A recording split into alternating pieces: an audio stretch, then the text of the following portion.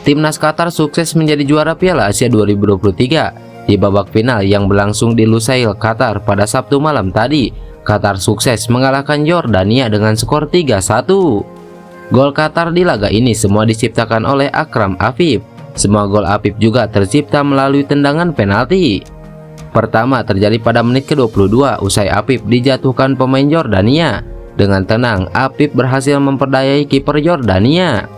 Pada babak kedua, Yordania berhasil membuat gol penyama kedudukan, Yajam Al-Naimat yang berhasil membuat gol lewat sepakan kaki kirinya di menit ke-67.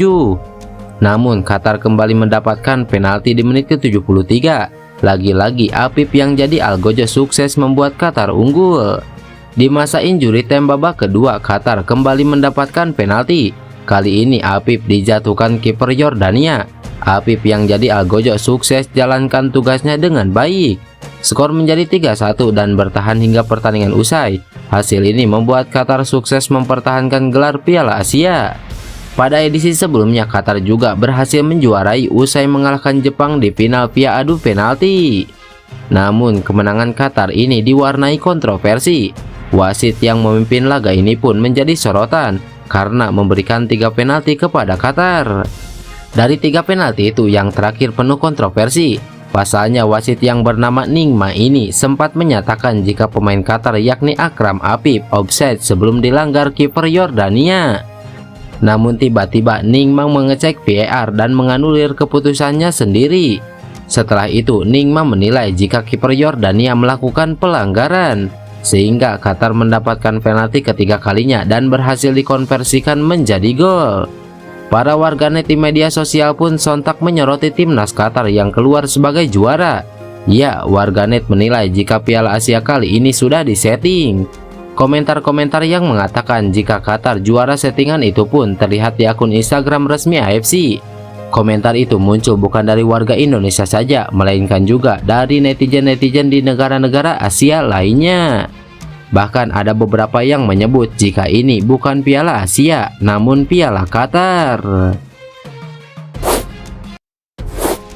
Pemain naturalisasi Bio Pauline minta kontrak Sintayong di timnas Indonesia diperpanjang. Menurutnya, jika diberi waktu lebih panjang, Sintayong diyakini bisa membuat timnas Indonesia semakin baik. Masa depan Sintayong sebagai pelatih timnas Indonesia memang tengah jadi sorotan, sebab kontraknya yang akan habis pada akhir Juni 2024 belum juga diperpanjang PSSI. Padahal Sintayong sudah memenuhi target yang dipasang PSSI.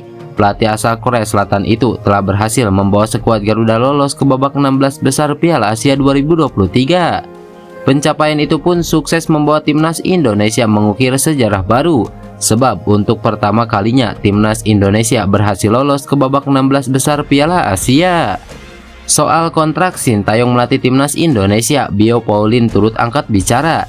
Dia menilai Sintayong perlu diberi perpanjangan kontrak, sebab seorang pelatih perlu mendapatkan waktu jangka panjang untuk bisa membawa tim berjaya. Kalau Coach Sintayong, aku pernah jawab pertanyaan ini waktu saya lagi lisensi A di Jakarta. Saya pikir Sintayong sama dengan pelatih-pelatih lain, kalau diberi waktu untuk kerja pasti akan bisa, tapi kalau diberi waktu pendek pasti susah.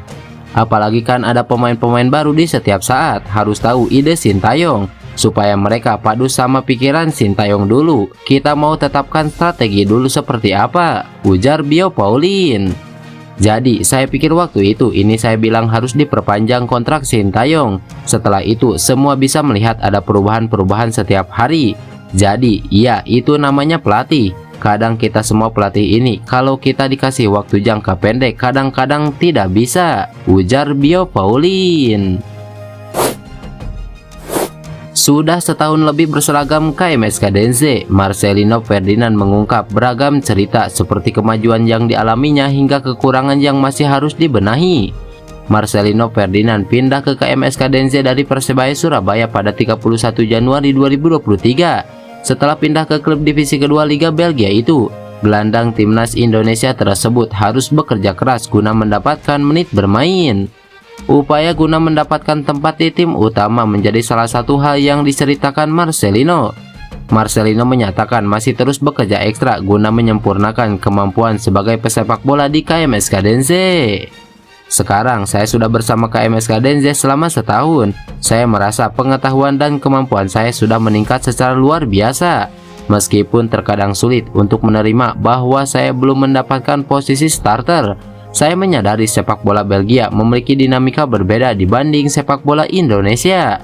Saya bekerja keras untuk membangun masa otot saya agar tampil lebih baik di sini, ujar Marcelino Ferdinand. Musim ini Marcelino baru bermain sekali membela KMS Kadenze, tepatnya pada pekan lalu ketika mengamankan 3 poin saat menghadapi klub NXT.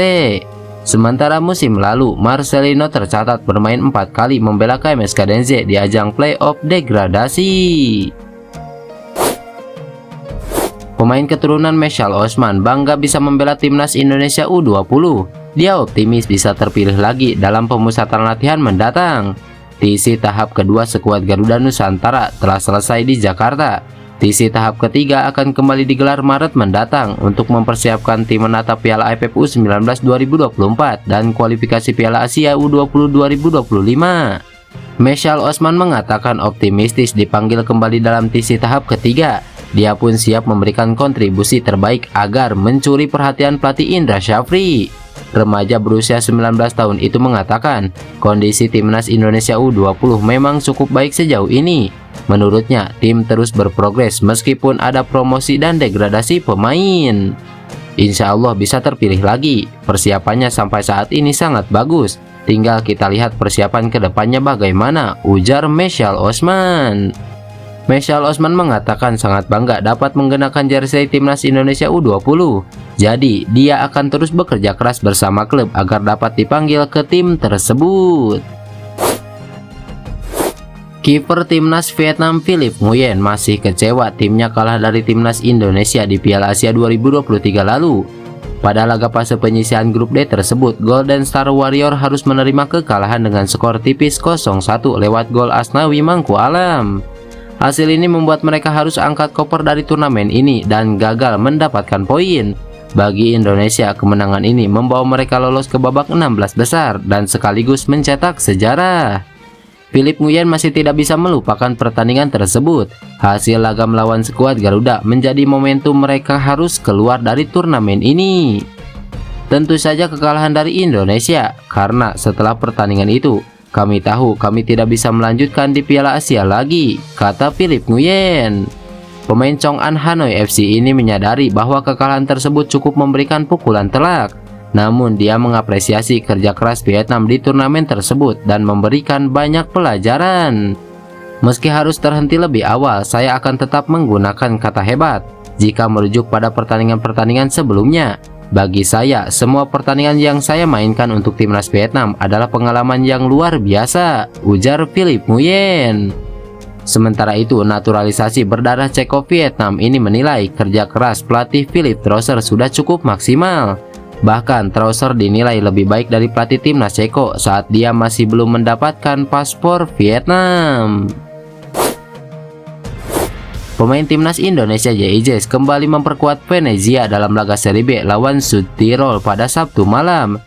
JIJ yang sudah turun sebagai pemain pengganti pada pekan sebelumnya, kali ini dipercaya tampil sebagai pemain inti dan tak diganti hingga laga usai. Ia mengisi posisi 3 bek sejajar bersama Mikel Spodoba dan Marin Sperko dalam formasi 3-5-2. Dalam laga tersebut, Venezia sukses mengakhiri laga dengan kemenangan 3-0. Tambahan 3 angka membuat Venezia kini mengoleksi 44 poin. Venezia ada di peringkat keempat dan masih bersaing ketat untuk pemburuan tiket menuju Serie A musim depan. JIJ sempat menepi cukup lama dari skuad Venezia setelah terakhir kali tampil dalam duel lawan Parma pada 7 Oktober lalu. JIJ selalu harus absen lantaran ada masalah penyumbatan pembuluh darah vena.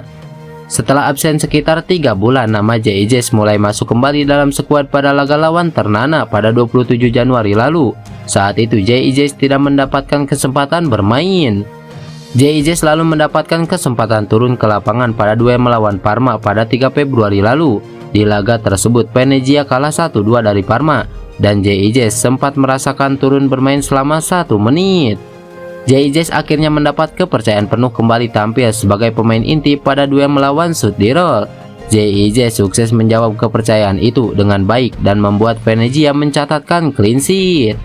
Seperti yang diketahui, JIJ sudah resmi menjadi warga negara Indonesia pada Desember 2023. Bila JIJ sudah bisa tampil reguler di Venezia, itu berarti peluang JIJ bisa membela timnas Indonesia pada kualifikasi Piala Dunia di bulan Maret terbuka lebar.